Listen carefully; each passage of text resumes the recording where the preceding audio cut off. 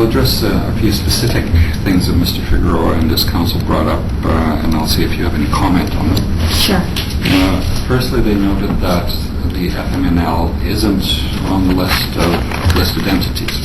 If it was a terrorist organization, it would be there. So what's your comment on that?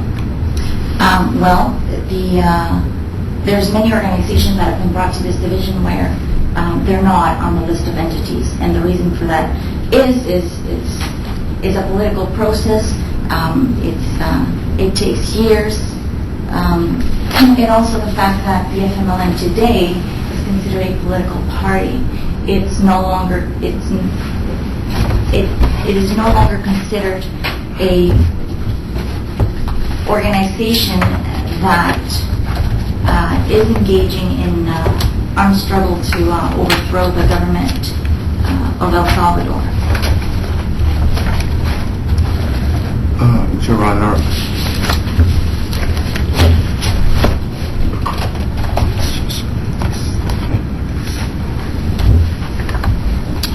well, I'm not. I don't know that the second comment that you make really will carry a lot of weight. One can, of course, point to groups such as the NQM of Pakistan, Correct. which is the third largest political party, and members of which are still brought before this division. Yes, And it's not on the list. correct. And another example, it was only a few years ago that the LTTE was listed in that category. But prior to that, the Minister of Immigration had been brought reports, allegations to this division, as well as the RPD, alleging that the LTTE was engaged in terrorist acts, and it was in fact a terrorist organization. And it's only been a few years now that the LTTE has been listed in the Solicitor General's list.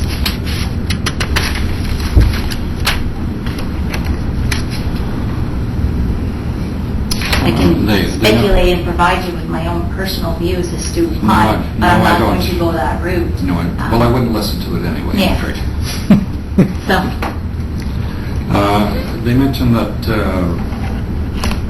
Mr. Figueroa mentioned there's, he believed, 3 United Nations resolutions respecting El Salvador, and none of those resolutions referred to the FMNL in any way as a terrorist group. Anything you want to say about that? well, I guess that's it's perhaps so broad that it's. I can't really comment on that. Yeah, I mean, we don't know what those resolutions specifically were dealing with, so I can say that it might be rather difficult to comment on that. I mean, the same thing could be said with this country listing, say, the LTT as a terrorist organization, and then looking at France or England and saying, well, it's not listed in there. Everybody has their own process and definition of what terrorism is.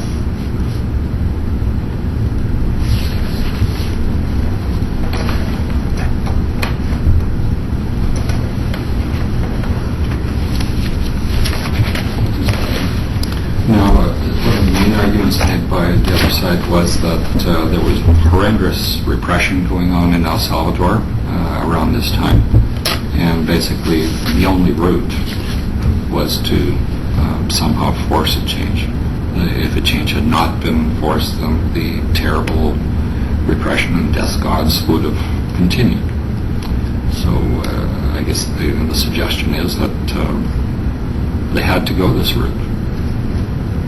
Any particular comment on that? I think that's for perhaps Section 34.2. The minister may deal with that issue. Regardless of... So Section 34.2 deals with the minister's exemption. Regardless of the conditions, yes, you can take steps to rebel and cause a change. However, I would submit that the FMLN went beyond that. Its initial cause got lost in the fighting, and I'm not going to. And I mean, the minister's not denying that there wasn't any atrocities committed by the government of El Salvador. There was, and in fact, we've taken cases before this tribunal at the RPD as well on members of the state who were members at that time. So I'm not denying the fact that atrocities were not being committed. It doesn't negate, or it doesn't make it any. It doesn't make it acceptable for the FMLN or the government to take the actions that they did.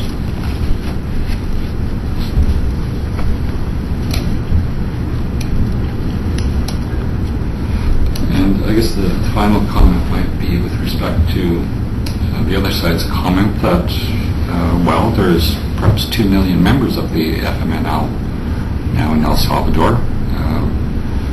Bringing on this type of admissibility hearing would mean that those 2 million people would be inadmissible to Canada. Well, I don't know, because those 2 million people are not here. So it's a case by case. If, in fact, every member of the FMLN was inadmissible to Canada, and the government believed that, then perhaps they go the route and list the FMLN as a terrorist organization. I can't tell you about those 2 other million people.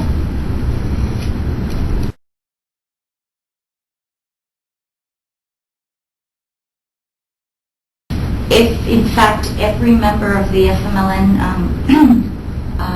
was inadmissible to Canada, and the government believed that, then perhaps they go the route and list the FMLN as a terrorist organization. I can't tell you about those 2 other million people.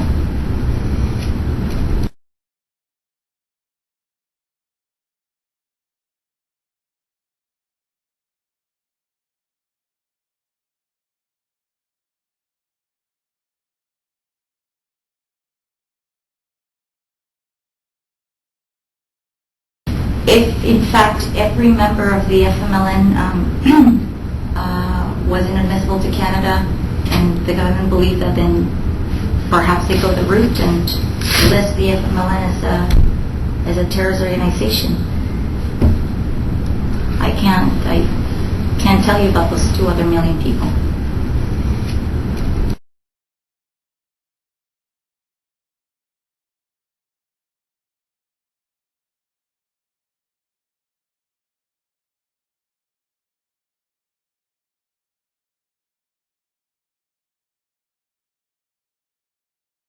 If, in fact, every member of the FMLN was inadmissible to Canada, and the government believed that, then perhaps they go the route and list the FMLN as a terrorist organization. I can't tell you about those 2 other million people.